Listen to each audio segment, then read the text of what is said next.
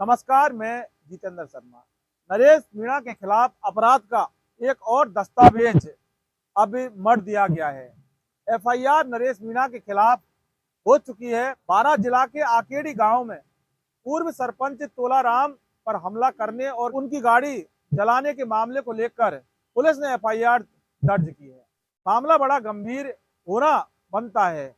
अगर गाड़ी जलाने का मामला है और पूर्व सरपंच पर हमला करने का मामला है और ऐसे में फिर नरेश मीणा के ऊपर एफआईआर अगर दर्ज होती है तो फिर आप समझ सकते हैं कि नरेश मीणा की एफआईआर दर्ज होने के बाद क्या कुछ नरेश मीणा को कानूनी पहलू को देखते हुए क्या कुछ सहना करना पड़ सकता है। ये अभी बताने की ज्यादा जरूरत नहीं पड़ती। जहाँ नरेश नाम आ जाता है, नरेश मीणा नाम आ जाता है और कोई अपराध अगर वहां जुड़ जाता है, उसके बाद नरेश मीणा के लिए आगे से आगे परेशानी खड़ी हुई है। 12 एसपी ऑफिस के सामने कांग्रेस ने धरना प्रदर्शन किया।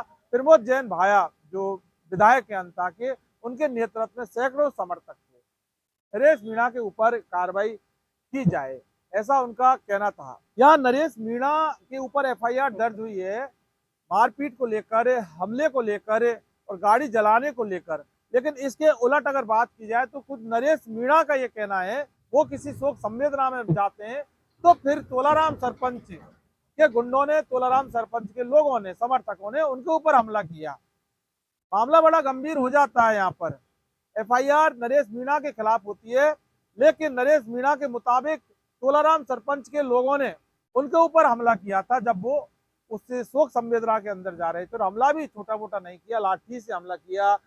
हालांकि पिस्टल तानी थी, फायर किया था, लेकिन गोली नहीं चली थी। बहुत सारी बातें या नरेश मीणा के हिसाब से भी कहनी थी। उसके बाद नरेश मीणा भूख हड़ताल की चेतावनी देते हैं, एसपी ऑफिस के बाहर धरना देते हैं। कार्रवाई जब की जाती है पुलिस के द्वारा तो कुछ लोगों को पुलिस डिटेन करती है, हिरासत में लेकर आती है, छोड़ देती है। ऐसे में कांग्रेस का जो सीधा आरोप था वो यही था कि साहब नरेश मीणा के ऊपर कार्रवाई नहीं की, नरेश मीणा के लोगों को गिरफ्तार क्यों नहीं किया। यानी कि जो पुलिस की कार्रवाई है वो सही नहीं है, सही दिशा में पुलिस ने कार्रवाई नहीं की। पुलिस कार्रवाई जिस तरह से करनी चाहिए थी पुलिस ने नहीं की। नरेश मीणा से मारपीट की गई, इसकी एफआईआर दर्ज होनी चाहिए। नरेश मीणा के हिसाब से नरेश मीणा के ऊपर हमला हुआ, नरेश मीणा कार में सवार थे, उसके बाद किसी भी तरह से नरेश मीणा की जान बची। समर्थकों को बुलाया, समर्थक आते हैं और उसके बाद नरेश मीणा भी वहां पर धरना दे देते हैं। लेकिन उसके बाद कांग्रेस के कार्यकर्ताओं ने नरेश मीणा के खिलाफ कार्रवाई करने के लिए जो धरना दिया। ऐसे में सवाल पुलिस के ऊपर भी यहाँ खड़े हो जाते हैं कि जिस तरह से नरेश मीणा कहते हैं कि मेरे ऊपर हमला हुआ है, गंभीर हमला हुआ है, लाठी से हमला हुआ, फायर किया और गाड़ी किसने जलाई। नरेश मीणा के हिसाब से गाड़ी जलाने वाले तोलाराम जो सरपंच हैं, उन्हीं के कुछ लोग हैं, समर्थक हैं, उन्होंने उनके सामने गाड़ी। तो पुलिस को इन्वेस्टिगेशन फेयर तरीके से करके, क्योंकि नरेश मीणा के खिलाफ एफआईआर हो या नरेश मीणा के ऊपर हमला हो या फिर नरेश मीणा ने किसी के ऊपर, नरेश मीणा के समर्थकों ने किसी के ऊपर हमला किया हो, बात ये नहीं है, बात यहीं आकर नहीं रुकती। क्योंकि नरेश मीणा का नाम आते ही राजनीतिक और जो सत्ता के गलियारे हैं तो इनमें भूचाल आ जाता है, राजनीतिक हलचलें बहुत तेज हो जाती हैं जहां नरेश मीणा का नाम आ जाता है। अभी अंता उपचुनाव में नरेश मीणा ने अंता का चुनाव लड़ा। चुनाव में हालांकि नरेश मीणा तीसरे नंबर पर आए, वो चुनाव को हार गए, लेकिन नरेश मीणा के निर्दलीय प्रत्याशी के रूप में चुनाव लड़ने को लेकर किस तरह का जो राजनीतिक घमासान हुआ था, यह किसी से छुपा नहीं था।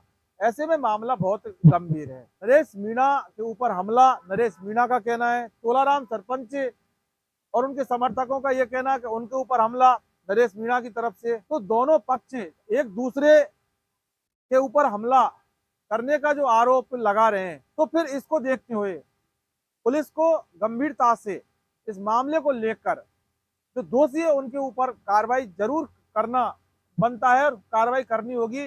नहीं तो फिर जो माहौल है वो बहुत ज्यादा खराब हो जाता है इस तरह से। पुलिस की जो इन्वेस्टिगेशन है, पुलिस की जांच है, उसी के हिसाब से अगर पुलिस फेयर इन्वेस्टिगेशन इसके अंदर करती है और मामले को समझकर जो अपराधियों के खिलाफ ही कार्रवाई करती है तो फिर मामले को गर्म होने से रोका जा सकता है। वरना मामला बहुत ज़्यादा गर्मा चुका है और अगर मामला ज़्यादा गर्माएगा तो फिर हालात गंभीर हो सकते हैं, क्योंकि यहाँ पर एक जो नाम है, एक शख्स है, एक व्यक्ति है, एक निर्दलीय प्रत्याशी हारा हुआ है, वो नरेश मीणा है। बाकी वजह और कुछ भी नहीं है। नरेश मीणा अगर कहीं है तो वो वजह फिर बहुत बड़ी हो जाती है। इस बात की ओर भी पुलिस को बहुत ज़्यादा ध्यान देने की जरूरत है। नमस्कार।